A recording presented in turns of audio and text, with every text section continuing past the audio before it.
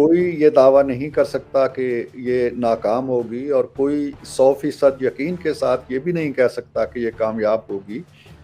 لیکن اس کا پس منظر ضرور ذہن میں رکھیے۔ ایک تو یہ کہ عوامی سطح پہ اس حکومت کے خلاف جتنا وسیع پیمانے پہ عدم اعتماد ہوا ہے، کم از کم میری یادداشت میں جو ایوب خان کے عہد سے تو بہت تازہ ہے، جی میں نے ایسی کوئی حکومت نہیں دیکھی، نہ فوجی حکومت نہ سویلین حکومت، جس کے بارے میں اتنا وسیع تر عدم اعتماد ہو۔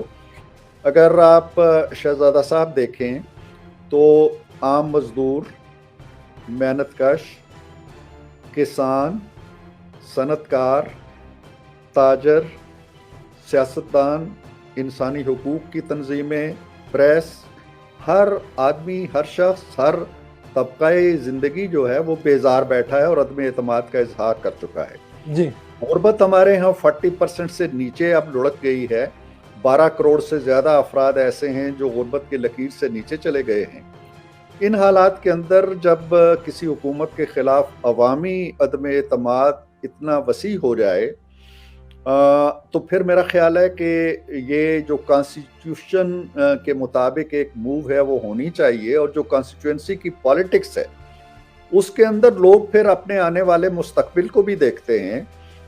یہ وہ حکومت نہیں ہے جو اپنی عددی اکثریت پہ کھڑی ہو۔ آپ کو معلوم ہے کہ یہ بے ساکھیوں پہ کھڑی ہے۔ کچھ اتحادی ہیں ان کے ساتھ، اور کچھ اتحادی جو ہیں وہ بھی کھلے عام کہتے ہیں کہ ہم کیوں ان کے ساتھ ہیں۔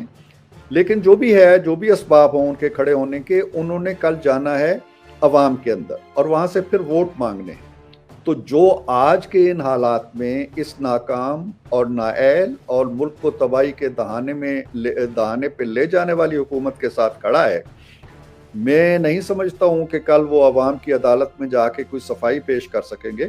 اس لیے عدم اعتماد کے امکانات جتنے آج روشن ہیں اور قوی ہیں، اور اس کی کامیابی کے امکانات جتنے زیادہ ہیں، میرا خیال ہے اس سے پہلے کبھی نہیں تھے ماضی میں۔ یوٹیوب پر گوگلی ٹی وی دیکھنے کے لیے youtube.com کی سرچ بار میں گوگلی ٹی وی ٹائپ کریں۔